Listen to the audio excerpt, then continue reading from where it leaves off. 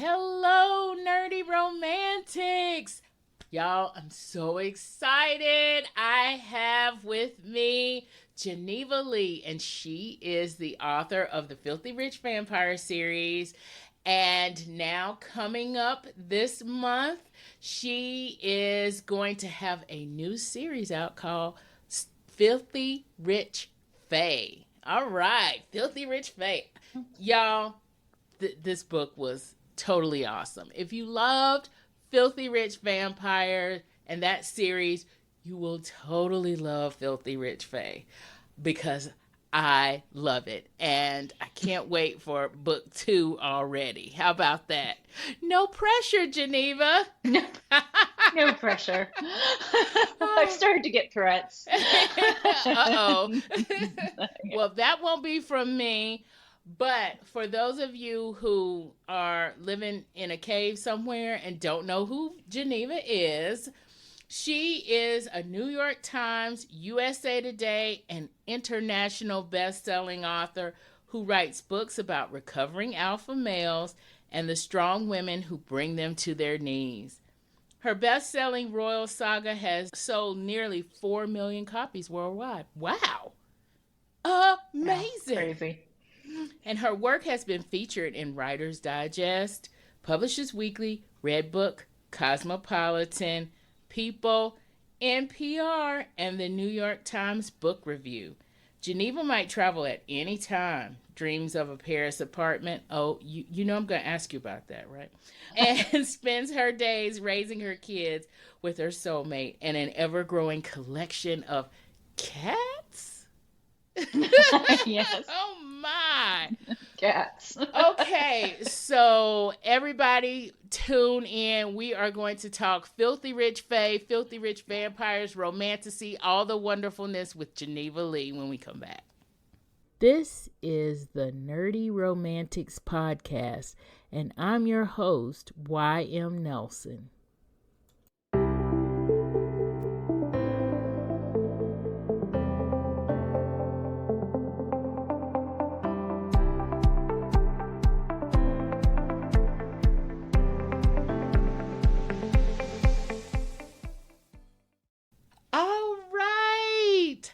Welcome to Nerdy Romantics Podcast, Ms. Lee. Thank you. I'm so excited to be here. I'm so excited to have you here. I have to say this before we even get started. I have been, of course, hearing so much about romantasy and the genre and what it is, and everybody's just loving these books that are considered romantasy. But I had not read, I should say, because I don't write romantasy, but I have not read any romantasy until your book. Really? You are my inauguration into this genre. And I must say, is it all about fairies doing bad things? Is this what I've been missing? A healthy margin of it is. Okay.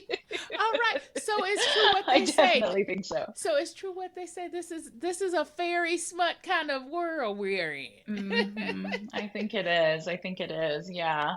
Yeah. These books are kind of urban romantasy is a term that we've been kind of coining to talk about them. Okay. In-house. But yeah, Wow.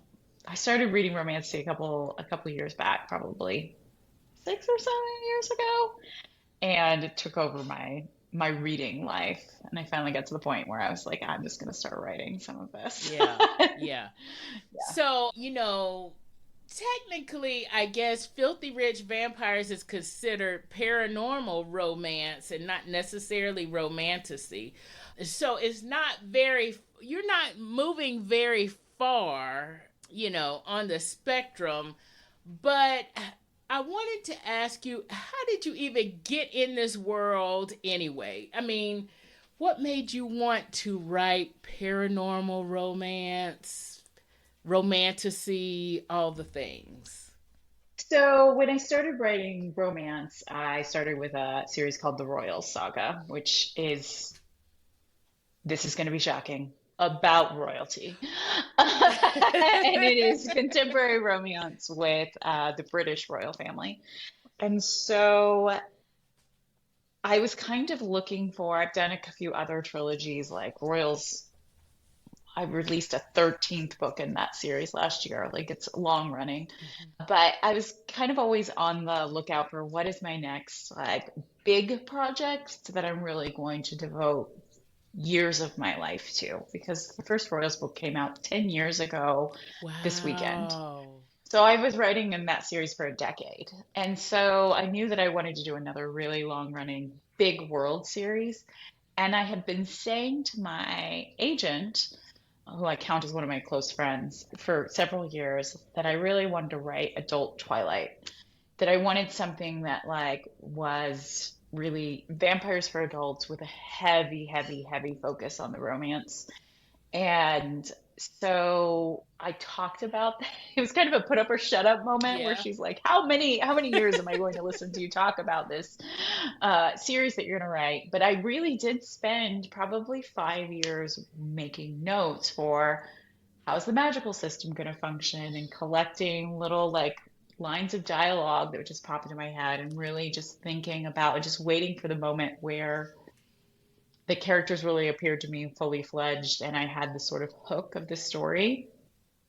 But, I came out of contemporary romance. And Mhm. so just from a purely commercial marketing standpoint, I was asking my readers to make a leap from contemporary romance into paranormal or into romantasy. Because the trick with Filthy Rich Vampires is really that it starts off like a paranormal romance and then it leans into the fantasy more and more with each book. Yeah. So you get to see more of this magical world sort of like unlayering in front of you. But I've been writing all of these notes, and I've been saying for years I was going to write Twilight for adults, Twilight with sex, basically. And Hmm. then one day the moment was right, and I knew exactly what brought these two together. And it was this sort of idea of the fake dating. Like he just doesn't, he's being pulled out from his sleep. He's been asleep for over 30 years because he has said basically, I don't want to even be woken up or deal with people anymore. Like, wake me up when the world is over. Right. Wake me Um, when the and he world gets woken ends. up instead, being told, hey, you have to wake up and get married Right. because of vampire tradition. And he's like, you know what I really don't want to do? Get married.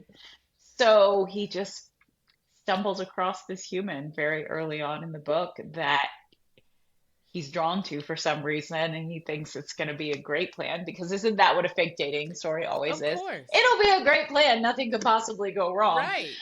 if we just pretend like we're dating and I won't have to get married and I'll pay off your mom's medical bills and your student loans. So I just was like, there it is. That's the fantasy right now. That's the fantasy for me as a woman. A vampire just walked in, a 900-year-old vampire just walked into my life and said, I'm going to pay off all of your debt and take you on a like world tour. Can you pretend to be my girlfriend for a year? I'm like, sign me up. I'm already packed. Yep. It just kind of, it's like one of those things where once it started, it just kept snowballing into a bigger world and there were more magical creatures involved. But it was kind of a slow burn getting into it of just taking my time with this project and taking my time with this project. Mm. Were you writing Royals books while you were taking your time with this project? I was, yeah, I wrote several Royals books and even the last Royals book came out last year in the middle of the ebook releases of the Filthy Rich Vampire series. So, I mean, I Wow. was the whole time I was still writing Royals, and it kind of said, I think that's the last book. And everyone, I think, kind of is, Oh. they don't believe me because I had said book seven was the last book many years ago. And Oh. then Okay. Harry and Meghan happened. And I was like, well, these characters have something to say. Exactly. They're talking to So you yeah, so now. I was definitely still writing Royals during that time. Hmm. I feel like I'll always be writing royals. Oh, yeah, I was going to say for those, and I am going to put myself into that category because, again, I have just been introduced to romantasy, and I've just been introduced to you through Filthy Rich Fae and Filthy Rich Vampires. So, is there a connection between the royals, even though they're contemporary romance, because Filthy Rich Vampires, they're royalty too? I mean, is there a world Funny. connection So there? for a long time, I kept saying that I wanted to take one character in the Royals and turn them into a vampire, and I'm still saying I might do it because I think this character. Those who've read the Royals who are listening, like I think Georgia would make an excellent vampire. I totally see that for her, but I haven't like done that for sure. However, when Entangled picked up Filthy Rich Vampires, we went back through and we did another round of edits, of course, to be on their style sheet. And it was really very funny because I don't remember which book it's in, but there's a reference, I think it's book 4, there's a reference to the King of England, which at the time that that was written, there was No no King King of of England. England. Yeah. So it was an Easter egg for people that have read the Royals that this is taking place in this same world as the Royals, and all of my books take place in the same world. Mhm.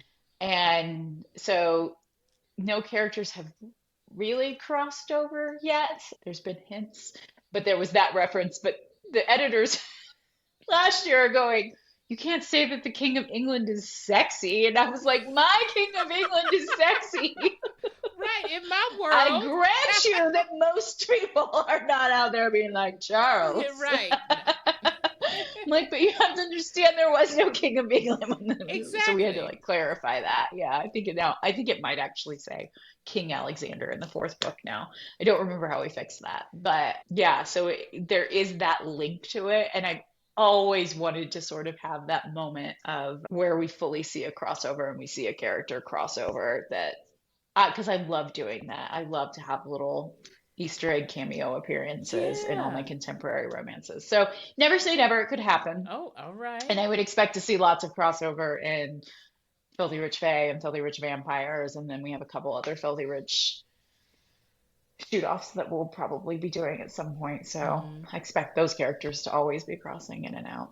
Yeah, I as I was reading Filthy Rich Fae, I was like, she gave me an Easter egg here back to Filthy Rich Vampires, which we won't talk about that. I don't want to spoil it, but I was like, okay, Oh here's a yeah, little there's Easter Easter eggs, and there's egg. already Yeah. yeah, there's crossover with book 4. One of a character in Filthy Rich Vampires is a main character, like a big secondary character in Filthy Rich Fae. So Hmm. I kind of already planted all of that. The Entangled said, "Do we should go in and do some?" I was like, "You think I didn't already do that? Right. I'm all over that." Exactly. This Got is that my in the sexy bag. Marvel verse. Thank you very much. Yes.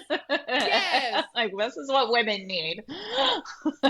All right, everybody, you heard it. She said Marvelverse. We have now knighted you. You are now a nerdy romantic. Yes, you are Yes. in. I love it. I love it all. You know, I want to talk. I wanted to talk to you a little bit more about Filthy Rich Vampires, which we'll come back to that. But we do have a few writers that also listen, maybe more than a few. But it made me want to, as you were talking about the Royal series and then talking about how ideas percolate and everything like that, I wanted to go back to how you started, just how you started writing in general. What made you want to go that route with royals and or just even be in the romance genre? What made you want to do this crazy mixed up Well, life? I have a very sort of twisted early career. I mean, I have a very crazy career period. I actually started in young adult. And so my first 3 Ah. books were a young adult series with New York. And I remember a moment when I think it was book 2. And there was a scene in this young adult, like it was a young adult dystopian trilogy that came out, started in circa 2012. So that totally tracks Yes. if you know your history, like Yes. what a surprise. There was a young adult dystopian trilogy. And there's a scene in the second book where the love interest kind of like pushes her up against a wall and kisses her.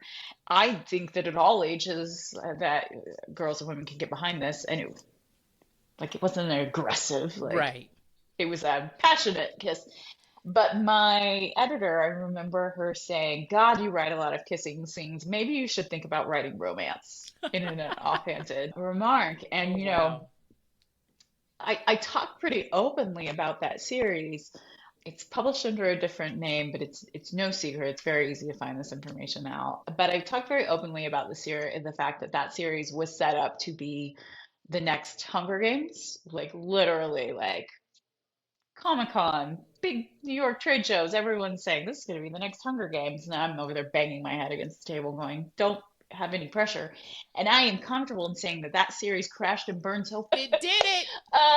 yeah, so while I'm writing this YA series and like keeping up with sort of the pressures of New York and pressures of going on book tour and whatnot, in the back of my mind, it's kind of percolating the whole time that I should maybe write romance novels.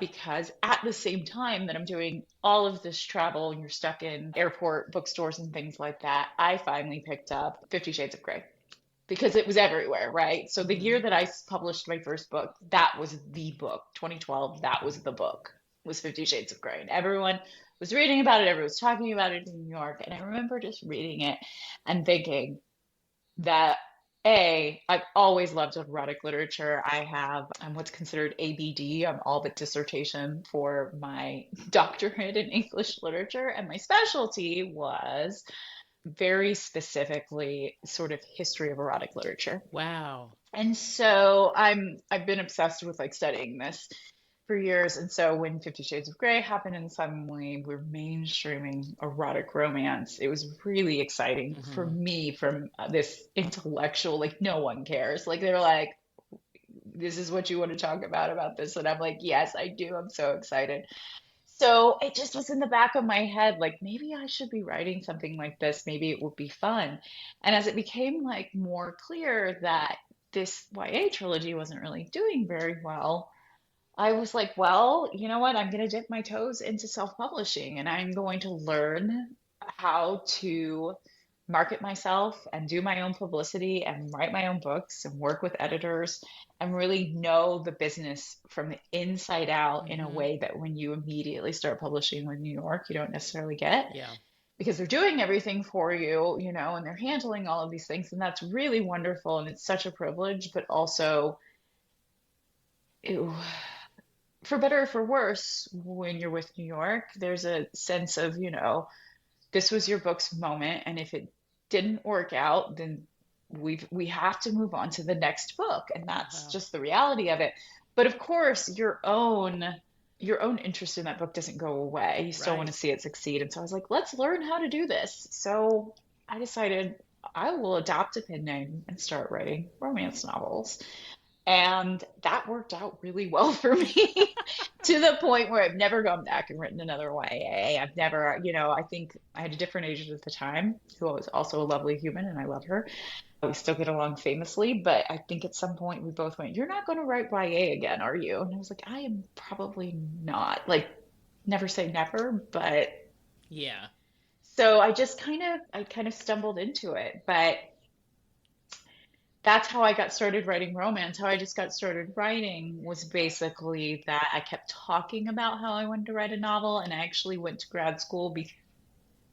This is very laughable, and any academic listening, I apologize. It was doe-eyed naivety.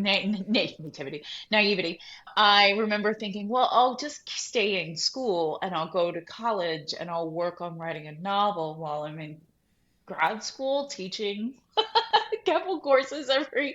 every semester and taking classes, and there was not a lot of writing that was happening. Right. So I ended up leaving grad school, had my second baby, and my mother-in-law called me and said, I demand that you write a novel. And I was so annoyed by it that I immediately went out and started doing that. So that worked out very well. And she made that phone call a year later. I had a book deal. So I just really just decided I'm going to do this. Amazing. I'm going to write a book. And I just, for those of you that listen to the podcast because you want to hear like the inspirational story or the like behind the scenes, how did this work? Like that is all I did. I remember at the time Stephanie Meyer had a really robust website where she had a blog, and I hope that's still live because she talked about the process, everything from the initial kernel of the idea to mailing. That's how old we are, to mailing out like query letters through the mail. Yes. And so I devoured as much of that information as I could and just basically said, okay, I'm a stay-at-home mom during the day. I take care of the kids and I do as much research as I can about publishing. And then at night I go and I write at the library. Wow. Yeah. So, Yeah. yeah. That is an awesome story. I love the role that your mother-in-law plays in this. How about that? I know that first book is dedicated to her. It's dedicated to her and my husband. I think it was like to Robin, who demanded I write a book, and to Josh, who made it happen. Because I am very fortunate. I have a husband that is my first reader. I always say he's my target audience. I want to entertain him. And he reads them all. He loves them. So, Awesome. yeah. I love that. I love that whole story.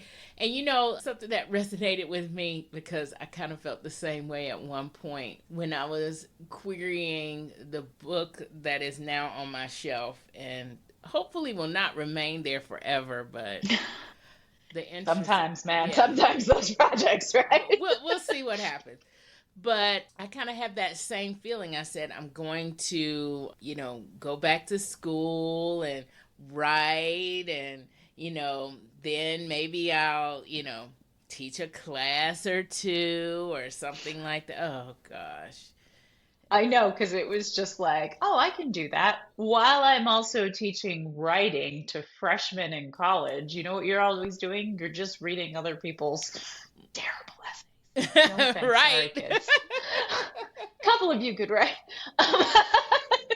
I'm there now. I am there now. Multiple drafts of other people's work going, I don't have any energy for this. Exactly. Yes. Oh, yeah. I am there now. I am tired of essays and maybe even a little bit tired of my own writing. I know I had this hot minute after Royals did really well where I was like, okay, I'm gonna take a break. I'm like, should I go back to grad school and finish my degree? And everyone around me is like, have you lost your mind? That's what you're gonna do for your break is go finish your PhD. That's not a break, hon. Write That's a dissertation. not a break. I didn't do it. I was always just always a little annoyed with myself for leaving it unfinished. It's always kind of on my radar to, get my doctorate. And I just, every time I think about it, it's like, you're looking through these rose-colored glasses, hon, because your lifestyle. I had a friend in grad school, and God bless her. This is who I need to dedicate my next book to, because I remember saying, well, I'm just going to finish my PhD, but I don't know that I'm going to teach with it because I don't think that that's really what I want to do. And I don't know that I'll do anything in academics, but I need to finish because I started it. And she just looked at me just right in the eyes and said, that's the stupidest thing I've ever heard. Right? Why would you do that? Waste all this time doing a PhD. And I'm like, just so you can be a and then PhD. it kind of clicked something in my head. And I was like, she's right. Like, this is not something that you go keep pushing forward and keep collecting debt, so that you can have a PhD you're not going to use. So right. Emily, thank you. Thank you. Yeah. She's a tenured professor now. She was in it for Wow. the She has yeah. No, goals. She has she goals. knew what she wanted to do, and she was like, "Why are you going to do that? That's dumb." I'm like, "You're right. It is stupid." I mean, You you've know, got to made a couple listen months to her. after that. She's a tenured professor. Yeah, she knew what She she knew should what she was know. talking about. Yeah. Oh boy, but yeah, we could talk about that all day because I'm about to be up to my eyeballs in final assignments in less than a week. Girl, I don't even. I mean, now I just have to randomly ask you though that you've read some Allie Hazelwood though. Have you I read have Allie Hazelwood yet? not. And Because I just read my I first wanted Allie to. Hazelwood, and as a former academic, like there are academics that are kind of like, this would never happen in grad school. I'm like, yeah, because it's a romance novel in grad school. But also Exactly. like the vibe of the anxiety of the grad student, like this is like she's a science grad student. Didn't matter. I was like, yes, I understand all of this. Yes, imposter syndrome. Yes. But I mean, I was here for it. I was like, this is awesome. Yeah. So you got to pick up some Allie Hazelwood now because yeah, I loved Definitely, the love definitely hypothesis. I will. loved it. Yes, and and it's been to me it's also nerdy romance to me. So I've had Mhm. it on my to be read list. I'm on my TBR for Mhm. like ever. It's like a weird like trope that doesn't come off that often because you see like new adult with college students. I want grad students or professors. Right. Like I'm not going to be able to say no. Discovery of Witches. We're going to spend the first 3 chapters in a library. Sign me up. Yeah. Exactly. Exactly. Oh yes, yes. All of this. But yeah, let's get back to Filthy Rich. Let's talk Filthy Rich Vampires first because Okay. that's of course where I fell in love with your work. And of course because you mentioned Twilight. So did Twilight I'm assuming Twilight is did you read how about I ask this? Did you read Twilight first? Or did Oh, of you course I look at did. the movie first? I read Twilight before the movie. I Okay. remember when the movie was going to come out. And I was a young mom and I was in grad school when Twilight came out or when the movie came out. Like Twilight, like I think it had been out for a couple of years before the movie Yes. started to come out, but Yeah. then everyone started talking about it, and then everyone was kind of talking about their love of it. And I was on sort of a chat board with other moms, other young moms, and they were all obsessed. And I was like, okay, I'm going to try reading these books. But I actually had another grad student friend. I owe my grad student friends like so much actually in my career because I remember this. She was an older woman that had come back to school and she was like reading these books in the grad student lounge and being like, these are amazing books. And I was like, really? They're like young adult or the teenager vampire books. Right. Like, apparently I didn't learn my lesson because I think I said the same thing about Harry Potter to my husband in college when he was reading them all night long. It's like, those are kids' books. What are you? Yeah. Same ending of the story is me binging these books and like being like, what place in town would be open right now? Because I finished book 3 and I immediately need to start book 4 at 2 o'clock in the morning. But I did read those books before the movies came out, and I always credit those books with sort of saving my life because I was in grad school. We'd had our first son, and then I had a series of constant like I don't even remember now if it was 3 or 4 miscarriages, like boom, boom, boom. And so Twilight became this place for me where like they had these big, huge problems with, you know, with vampires and werewolves and but that like first love, that the whole world just became a place that I escaped to. And so they meant something to me that I think like they just will always hold a special place in my heart. Like we can talk till we're blue in the face about writing and technical like and all Mhm. of that stuff, but at the end of the day those books captured like some visceral emotions that I don't and gave me a safe place that I will forever be grateful for. And so that's what kind of led you to want to do the adult version? A little bit. Like or it really it took a wasn't on minute? my radar at all. Yeah, it really, because so that would have been, that's like 2008, Yeah, somewhere around that. Mm-hmm. 2009. Yeah, probably, I think it would have been around, it would have been, yeah, it would have been 2008 and 2009 that I was reading those. And it was not on my radar that I was going to write this type of book. Obviously, like and at the time, but then I became kind of a young adult fan for a while. Like, oh, I'm going to keep reading young adult, Mm-hmm. and it transitioned into dystopian, which is how I wound up writing the dystopian series. But it was after I had written Royals, and after I met my second agent that I said I started having these crazy ideas about bringing vampires into that world. And my team at the time was just like, do it separately.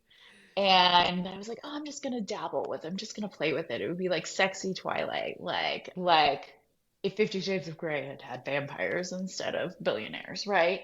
And I just sat and played with it for a really long time. So I would say, I mean, there was almost a 10-year period, not quite, more like 8 years between me reading Twilight and then coming back and saying, you know what, I think we can write vampires again. I Yeah. think I want to write vampires. And then it was a lot of years before I did it. So, I love how though that the world kind of percolated in your mind for so long, and you can actually tell that in the books because they're so rich. I can see these places and not just, yeah, I've been to San Francisco. No, I can see these places that you've created in these books, especially that wonderful, lovely Paris apartment. Please tell me.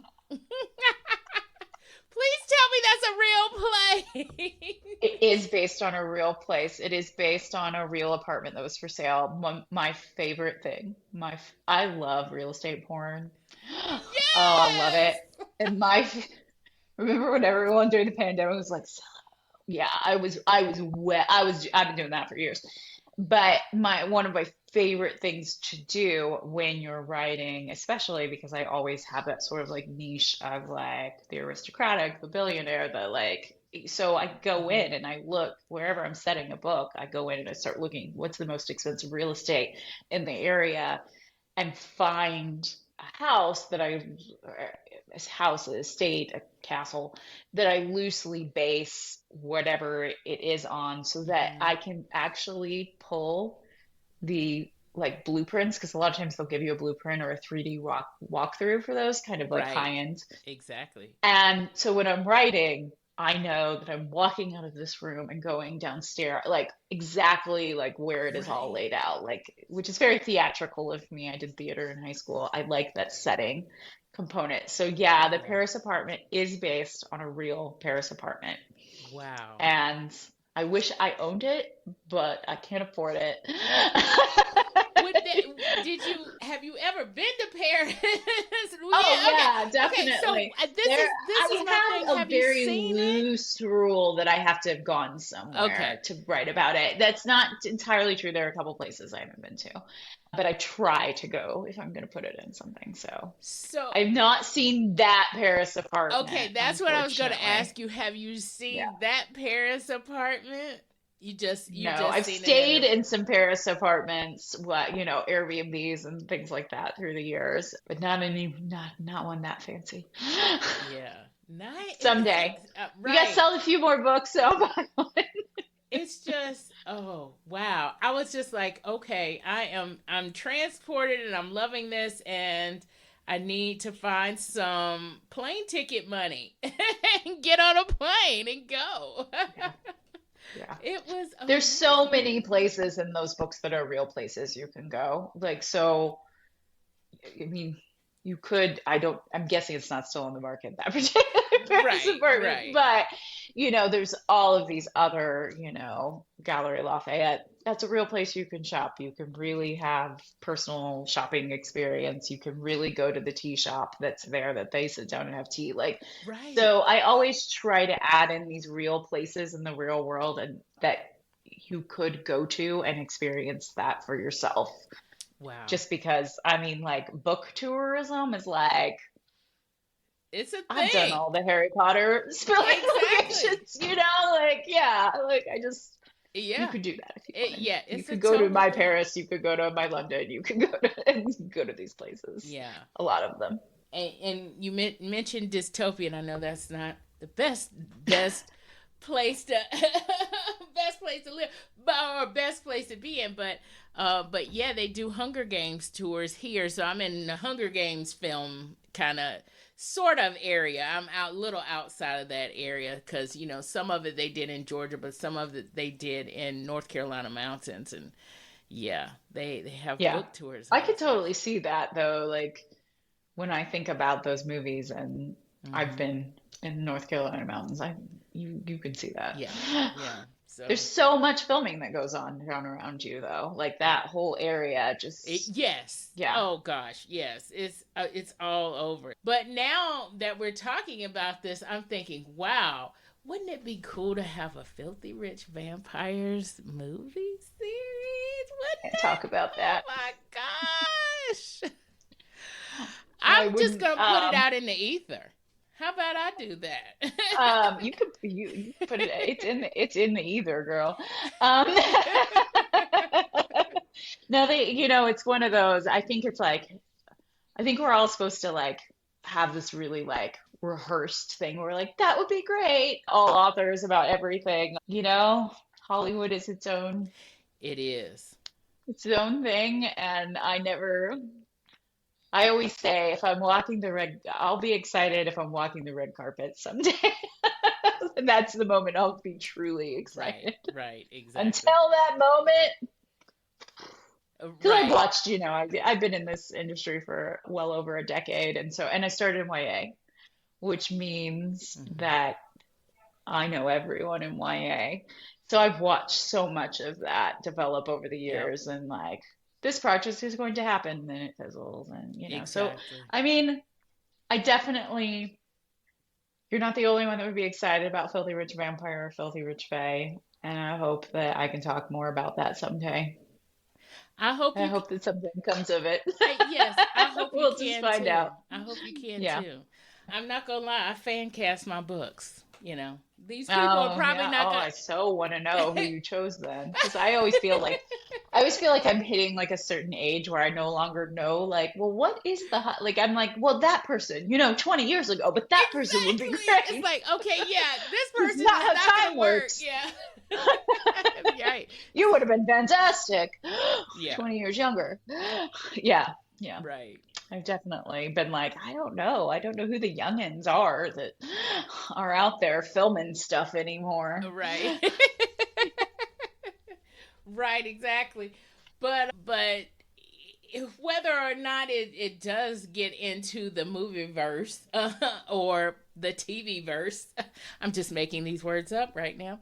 I love the series, and I will say this: I'm not really a an alpha males person, but I like your alpha males. Now, part of this probably has to do with the fact that they're vampires and they're fae, and okay.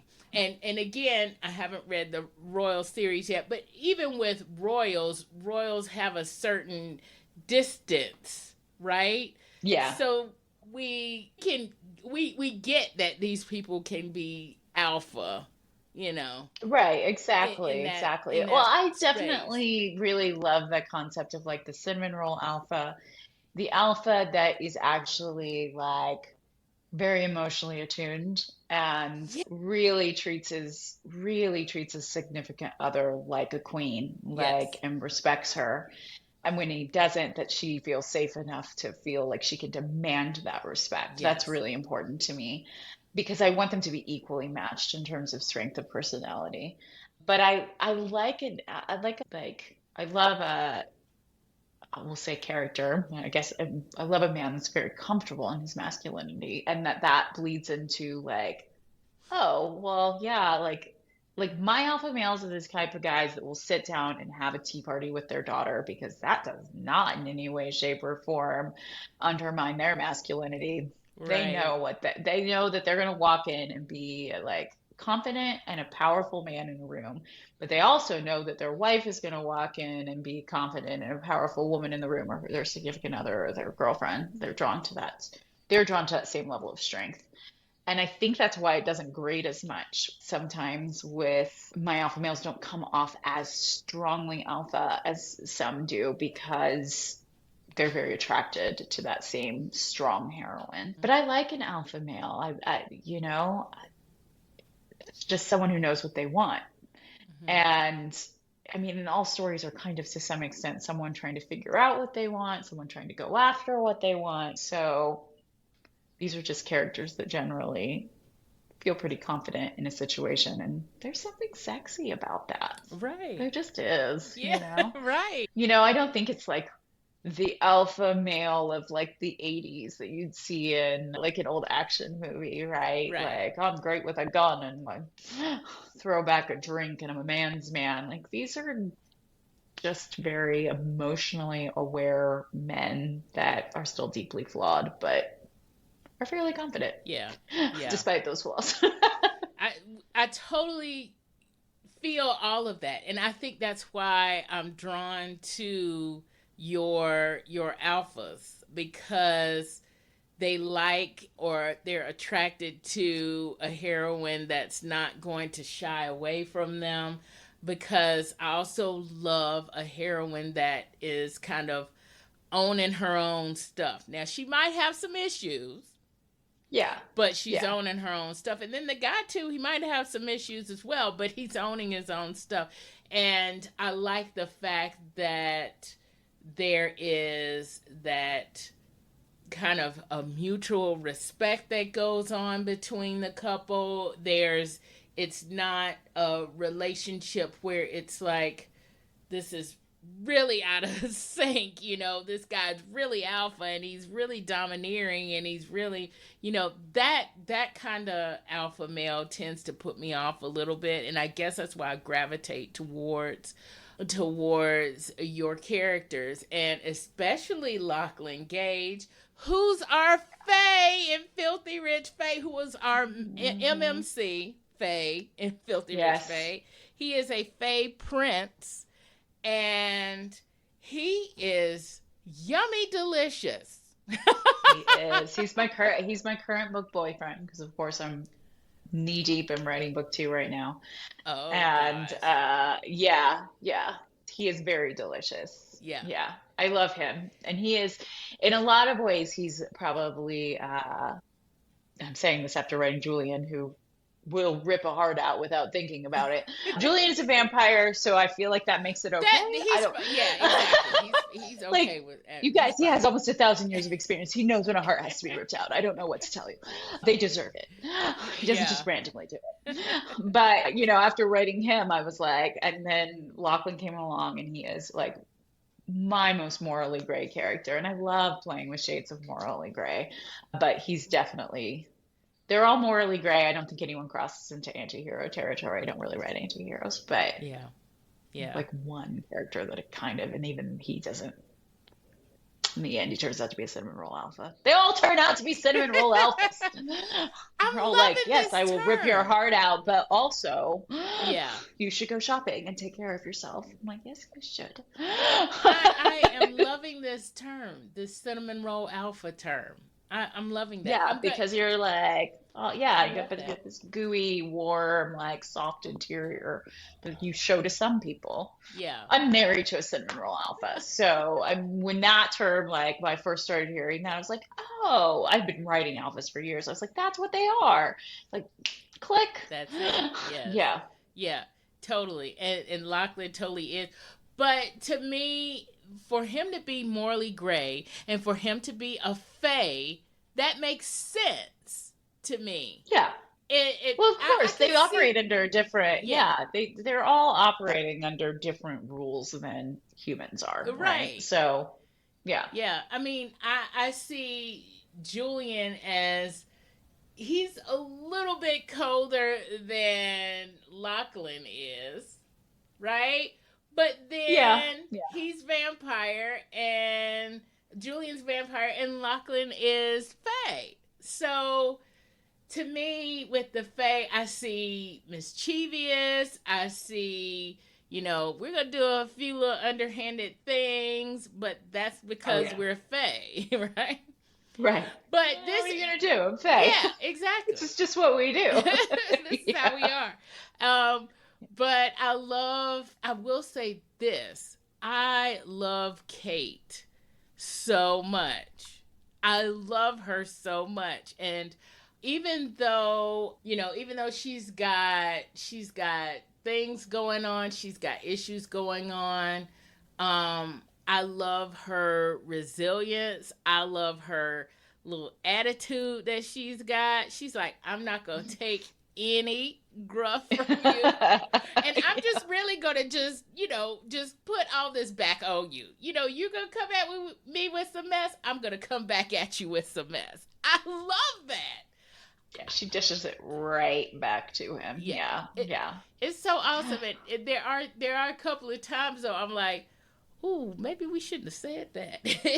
I With a bunch know. of She Fae said around. something like, It's like, wait a okay, minute. okay. She obviously feels fairly secure. All But right. she's such a unique character because she was the character that was kind of like the one that was really eluding me for the longest when I went to write. And yeah, and I always say my characters they show up when they're ready for the story to get started. Mm-hmm. And so I might dabble.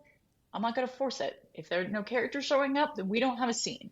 They are going to show up and be the person they want to be. And they, well, really, her and Locke both, like, you've read the book, it's not going to Yeah. surprise you that they have very secretive personalities. And so she's very protective of herself for really good reason. So it just took her, like, I talk about them like they're real people because in my head they really do kind of Yeah. functionally act as real people. It's creepy. You've written them like real But people. We yeah, see them but too. she took this really long time to show up and was very guarded. And I would be writing these scenes and be like, who are you? Tell me who Wow. you are. And I had to really sit with her as a character for a long time before it felt like whatever universal creative force trusted me enough to be like, here she is. This is who she is, and this is why she's guarded. And it just made me love her more because she is so real. I think she feels like someone that we all know, someone who's had the kind of trauma that so many of us have Mm-hmm. experienced, and Exactly. Yeah. but who would be strong enough when put in this situation to go toe to toe with someone that could kill her, Right. like very Right. easily. And think nothing of And it. yeah, Yeah. yeah. And she's just like, no, she's got this. She's a survivor. She's very much a survivor. Yeah. And I love that about her. Like, I just relate to her in a way that, I don't play favorites. I love all of my characters, but I really related to Kate in a way that is very deep and profound. So, Yeah. yeah. Which is why it totally doesn't surprise me what she did in the end. Y'all are just gonna have to read this book. Okay? Y'all are gonna have to read this book. You're going to be like, OMG, like I did. I just yelled it out. I was just like, OMG! I was like, oh gosh, why? But at the same time, you're not surprised because of who she is. She's very true to her character. And that is a testament to how you've written all of these characters. I mean, they're just so interesting. You just want to be like, I just want to be in this world, you know? I And love found family. That's yes, probably my number one trope. And so I always it's want it to be a very world that you want to much, be in, that yes. these are people that you want to be friends with, that you wish you were having a holiday dinner with. Yeah, That's just, yeah. that's my particular catnip. Yes. And two, it doesn't surprise me that this is set in New Orleans either, because to me that whole, like, everything that happens here and the setting just all come together. It's almost like, how Sex and the City and New York come together. It all just comes together like that, and Oh yeah, yeah. and I just love New Orleans. It's such an evocative place. Like with this Yes. whole, I kind of they're not the same series. Vampires is technically, but it's a shared world, right? Like, and so it was really fun to go into cities that I love and Mhm. like reimagine them as like magical hotspots. Yeah. That's got to be the most fun thing I've ever done. Like, I thought it was fun back when it would just be like I was figuring out the best place to go shopping in London. But it's like really fun to be like, Right. let's pretend there's an entire magical world and this is where they hang out. Yeah. Yeah. So, But yeah. yeah, I mean, I could totally even see it though. You could it's almost like you can feel a little bit of magic that in New Orleans. It Yeah. feels magic just being there. Oh yeah, it does. There's that old world, the French Quarter, the cemeteries, like Yeah. you still feel this sense of like the old voodoo and hoodoo and yeah, Yes. this all this melting pot of cultures that happened there a long time before it was happening anywhere else Right. in the country. Like, yeah, it's just a very evocative place. It My is. husband keeps saying he hasn't been there yet, and I've gone Oh. twice. And so I keep thinking, oh, clearly we need to go for another like That's right. writing, like, oh, so Exactly. just gonna go and get some writing juju in. Yeah. That's it. So, before we leave the Filthy Rich series, that's not a thing, series. There's the obvious question and the obvious play on another series. And was this something that obviously now that we know kind of where Filthy Rich Vampires kind of the inspo kind of came from, it kind of takes and two, because the series is nothing like Crazy Rich Asians, right? But Right. Yeah. you kind of think when you first go into this, is this Crazy Rich Asians but vampires? And it's not. Right.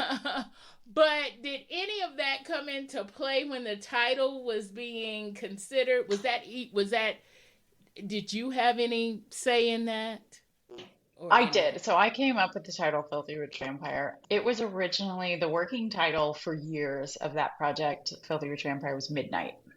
And so I referenced it as Midnight. We talked about it as Midnight. Mhm. And I still love that title, like, Yeah. because it is such a play on like Twilight, but not. Yes. Yes. And for a lot of reasons, because there are so many paranormals that have midnight in the title and things like that, we didn't go with that. But the actual reason that I wound up with Filthy Rich Vampire was that I did something different with this series. I had been polling my readers for years and saying, what are you most interested in reading from me next on Facebook and newsletters, things like that. And it was like another Royals book, and this book, a book set here, vampires, a book set here. And vampires was always the one that came in like, if not dead last, because I'd always throw something really random on there that my readers would not expect from me, like sports romance. Like, I'm not the Right. person to write this. Good on you. I'm not that one. Nobody wants me to write that. Yeah. But vampires was always the thing that came in like close to dead last. But it was a passion project of mine and have been for years, right? Like, I'm doing all these notes. I'm like, how am I ever going to get anyone to switch over from contemporary to reading vampires? And I wrote this series. I wrote all of the vampire books as a Kindle Vella, which is their new serial platform, Mhm. because I wanted to do something fun. I wanted to do something different. I am neurodivergent, so it was like a really fun, unique way to be writing consistently and frequently and kind of getting that like having mini deadlines and having mini releases where I knew I'm dropping an episode this week that's going to blow everyone's minds and everyone's going to be like, I can't believe you just did that. Mhm. When's the next episode? And so when I decided I was going to do the serial, I was coming off the experience of having had the Royals books were on Radish for a long time. They had licensed it from me. They came to me and said, we'd like to put them up there. And they basically handled all of that, but it accumulated something like 28 million reads on Radish. Wow. And they only called it The Royals. And I learned something from that. I learned something from that, and I learned something from my German publisher who loves to lean into the trope in the title. And I thought, well, I did a little like market research and I was like, what if we called it Filthy Rich Vampire? And everyone was like kind of not sure because they're like, but people are gonna like dismiss it as not being very serious. And actually they're pretty serious books. Like Yes. like Yeah. they're not really genre, niche genre. And I was like, I just think there's something to it. So we ran test ads that just led to a page called Filthy Rich Vampire, and it was blowing everything out. Everyone was like, they saw that title and were like, yes. Wow. And so I ran that. I wrote that Bella as Filthy Rich Vampires on Amazon's Kindle Vella, and it was one of the top serials for like the entire 18 months that I was writing it on there. It was in the top 5 almost the entire time. So I was just like, clearly the title works. Like, Yeah. even though, okay, I see a lot of reviews, like people will say like, this is not what I was expecting when I picked up a book called Filthy Rich Vampire. And it's always like a good thing. They're like, this is like way better than I thought it would be. I'm like, well, thank you, I guess. I don't like, I'm thrilled that you. Yeah, right, exactly. But that's, where it kind of came from. And I was publishing those books and I was publishing them myself because I've been publishing myself for years and years and only doing traditional publishing with foreign publishers and like audio. I let my audio be published a lot of times for me. I don't have that bandwidth. But I got a call from Liz Pelletier, who is the CEO of Entangled. And she said, first of all, she was upset because she was like, I wish I had come up with Filthy Rich Vampires. That's really smart. And then she was like, Filthy Rich Fae, what do you think? And I'm like, what is that? Because I've been building out this whole world that it actually kind of stayed away from Fae. Because I was like, I don't know that I want to take it down the Fae. Like, Fae's very popular in romantasy. And she's like, I just think we could write a killer book called Filthy Rich Fae, or that you could write a killer book called Filthy Rich Fae. And it just spun out from there. We just leaned into it. We're like, okay, we're gonna have filthy rich werewolves, we're gonna have filthy rich gods, we're gonna have filthy rich everything, right? And my only request was basically all of them have to have multiple books because I personally I think we'll get to the point with Filthy Rich Vampires where it spins into the brothers, and those are really long standalone books.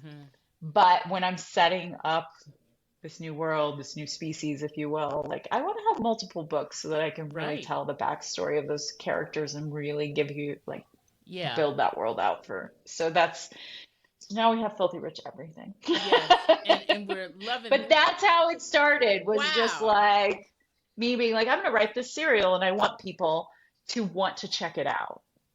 So we came up with Filthy Rich Vampire in a fit of, we had like 4 different working titles and it was clearly the winner. So yeah. That is really interesting. I love this is my marketing brain going off. I love I love marketing brain. Like and I'm the worst because I'll be like, I'm gonna write this book and it's gonna have an antihero or whatever, and then it always inevitably kind of gets back to my style and my vibe and walks back from that. Yeah. But I think that's one of the things after a decade that I've learned the most is know your tropes, know what and then play to them. Tropes sell books. Yeah. And it's if you have so much money and you're so set up in life that you could just write for the utter joy of it and never have to think about making a book sale, then I'm jealous. But I am here to support my family, and I'm so lucky that I get to do something I love. Yeah. That means I have to be smart about it. Exactly. So that's exactly it. Oh my gosh, I love this. This is so awesome. I'm learning, y'all. I'm learning some stuff too. This is great. But, with every guest that I have on, guest author or guest interview that I do a little rapid fire round. Here we go. So can we do a little rapid fire round before we can do it. Let's see how much of my brain power my children have stolen from me today. Maybe less rapid fire, more like pretty quick. Okay, all right. The pretty quick round. The pretty quick round. Okay, so we might have talked about this one already, but it might not be what I'm thinking. The first romance you read and you thought, I want to write that. This is gonna be a weird answer. Okay. Buckle up. I would say, argue that the first romance that I really read that like stuck with me and put me on the path I would argue it's the Anne of Green Gables series. Oh my gosh. That I read so much when I was a kid because it's like her whole life, and she meets Gilbert Blythe and like the first, and then boom, boom, boom, and it's like 8 books. Yeah. And I've read those books so many times I can't even talk about it, but it shows you her whole life from meeting the guy that she hates, Yes. enemies to lovers, calls her carrots, to becoming friends with him, to him telling her that he's in love, like, and so then eventually getting married and having kids. Like, I loved that. I loved going in on this whole long journey. And I think that that's reflective of how I write romance, because I often don't stop when they get married. If I can, I will continue the series because I think there's a whole different level of romance there. But it's Yeah. got to be Anne of Green Gables. That was the one where I was just like, there's something here. And I was young, like second grade. Right. But I knew I kind of wanted to be a writer from that point on. Oh, wow. And yeah. And that's what you wanted to write. That's amazing. I was going to write things like that. Yeah. So you kind of answered this earlier, but maybe not exactly. Best book boyfriend that you wrote? Oh. Am I supposed to choose? I have a harem. Just gonna call Okay, so spice. she's in a why choose situation here. Okay. I'm gonna why choose. I truly like. I joke with my husband, but it's actually a real thing, that when I'm writing characters and I'm writing a love story, which I'm always writing a love story in some way, shape, or form, that I have an actual visceral moment where I realize that like I'm in love with this character. Like I feel like the feeling, like, that feeling Yes. when you're like, oh, I'm in love with this person. Like I get to that point with the relationship and with the characters and with the love interest specifically. And so I literally am in love with every single one of these men in a different way. And they all have a little bit of my husband in them, some little teeny thing that is like clearly my husband coming through. So I guess like, I guess what I always say is the one I'm writing right now. Yes. Because it's like the one I'm in. So it's Lachlan right now, because I'm deep into it with Lachlan right now. We're having trysts and I'm sneaking away from family functions and that kind of thing. So so it's Lachlan. Yep. I see that. Your best book boyfriend that you didn't write, if you have one. No, it's just hard. It's hard. It's hard. I love Reese from Akachar. And I really love Matthew de Clermont from Discovery of Witches. Those are probably my like top two that I didn't write. Yeah. So I want to go with those two. Yeah. Cool. I collect those two. I have a very large harem. You do. They're all fictional, so I don't think it's cheating. So it's cool. It's totally cool. What is your nerdy guilty pleasure? I'm going to kind of elaborate on what nerdy is. So it can be your fantasy, sci-fi kind of a pleasure, or it can be nerdy as in I like some nerdy little thing or some geeky little thing. But I'll say here we're about nerd pop culture, so we're all into the fantasy, sci-fi, superhero kind of worlds. So I am a big nerd. When my husband and I went on our first date in 1997, so we've been together since I was 15 years old. We spent the entirety of that first day. We went out to eat and then we saw the movie Titanic opening weekend. We've been around a long time. We had a fight over which one of us was a bigger Star Wars nerd. And I like basically knew like he's the one. Like I was like, it is clearly me. And he's like, I've read the technical manual. I was like, you read fake science. Good for you. Like oh my Build me a spaceship, I'll be impressed. But yeah, so I'm like a huge nerd. So it's just so hard for me because like I love Doctor Who. I love Doctor Who. I really love Star Trek. I am hugely into a lot of very nerdy things. Like, and I'm huge. I know it's like I'm a huge Harry Potter fan, and I know there's some problematic stuff with that now. And I tend to think I love the books, I love the cast, and I'm not gonna. I learned the lesson a long time ago. One of my favorite books growing up was Ender's Game. And Orson Scott Card might be one of the most problematic authors ever, but I still love Yeah. those books. That book like really meant something to me. So I'm a huge sci-fi nerd. That's the biggest shock because I think that people would be like, "What?" Right. Like all sci-fi. Love it. All right. Love sci-fi. Live for sci-fi. I'm Love loving it. this. You know, you're talking to a Trekkie right now. I'm Oh loving yeah. this. Oh Oh yeah. my. And oh my God, the new we have 4-year-old can't watch anything and focus. We've been Right. watching the new Star Trek series. How freaking hot is that captain? It's almost like I'm like, it's kind of weird. Yes. Like can you be too handsome? He might be too handsome. Like I kind of have struggled to watch him, but I kind of want to anyways, like a Yes. car wreck. Yes. All over that. Yeah, loving the vibe of that new, like feels like it's getting back to old Star Trek. Yeah. You know, It because I was a really TNG does.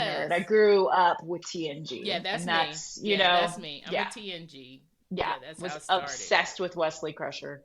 One of my first crushes ever. Yes. Yeah. Oh gosh, we totally could. We could talk Star Trek Yeah. all day. You know, whether you come or not, it's okay. But you know, I'm going to invite you in. If we have the next Star Trek episode that we have, you know, I'm going to invite you Oh down. yeah. Yeah, You know, I'm going to invite you down. totally. Yeah, we both love it. My Awesome. husband and I just absolutely obsessed. Oh, So this is I great. grew up with it, you know. Yeah, Yeah. yeah. Oh my I gosh. think we became more Star Trek fans too as we got like we were always huge Star Wars nerds, and then like as Yeah, we get older, the nuance of Star Trek really starts to appeal to you in a different way. Like that's it how I want the world does. to be. It You does. know, like It kind of works I'm a its little bit of an way. idealist. Yeah. Yeah, it kind of works its way in there. And yeah, again, I could go all day about this, but I won't. We're going to end it on this wonderful note. Oh my gosh. So, Geneva, tell us where to find you if you're on the socials or the internets. I am on social. I'm not like, and I'm like, if you're like, I can't handle following anyone else on social, well, I'm not going to overwhelm you. Because I'm definitely like, I'm the older going, maybe a little less of this. So I'm on TikTok. I think it's the Geneva Lee because someone stole Geneva Lee out from underneath me on TikTok. And then I'm on Instagram and Facebook as Geneva Lee Books. And I'm on Threads. And actually, I'm kind of really enjoying like low key. Threads is kind of reminding me of like the early days of Twitter before Hmm. what it is now. Yes. Yeah, so that's kind of nice too. I get on there and just kind of randomly spout nonsense throughout the day. But I'm around. All But I right. also have a very healthy, I've got to be writing some books and raising 3 humans. Raising 3 humans is a lot of work. That is a lot of work. That is a lot of work. So, yeah. And obviously with Filthy Rich Fae, we'll be able to find it everywhere. Is it going to be in audio? Yes.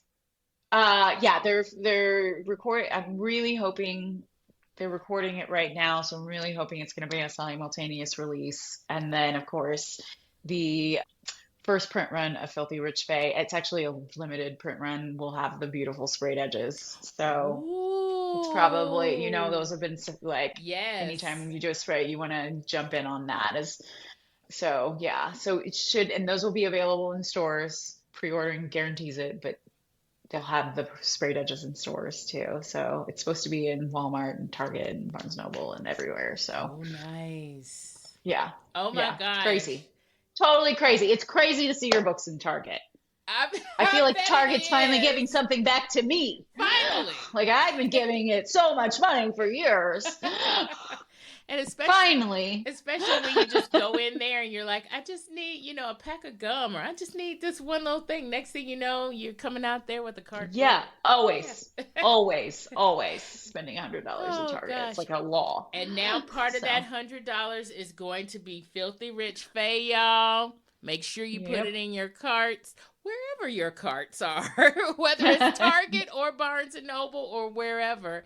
You've got to pick up this book. It may be pre-order by the time we put this out, but it may already be in stores by the time we put this out. Yeah, because that's June 25th. Yeah. So, Yeah. So, yeah. yes, we are excited for its release. I'm excited for book 2 already because Me too. I love Gonna this. ride in itself. No.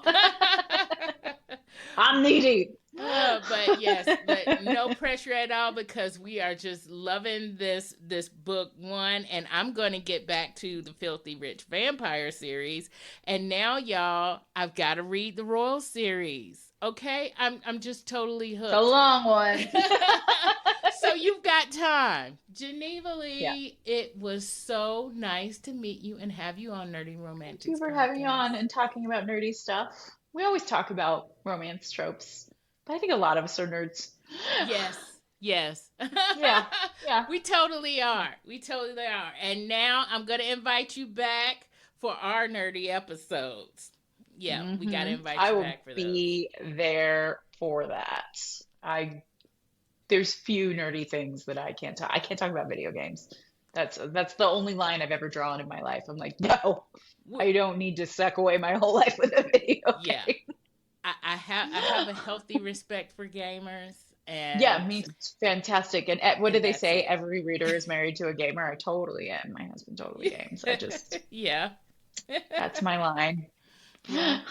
But yeah, we'll definitely have you back. No gaming talk, but definitely some Star Trek talk. Now that I know you're a Trekkie, we've got to have you back for that. Thank you for being on. Thank you so much. While that's the end of our discussion, it's not the end of the story. Check out my website at nerdyromanticspodcast.com. And while you're there, sign up for my newsletter to get show notes of the episodes in your inbox. And if you want to see me, my guests, and my guest co-hosts on video, please subscribe to my YouTube channel at youtube.com/author YM Nelson. Thanks for listening and for watching.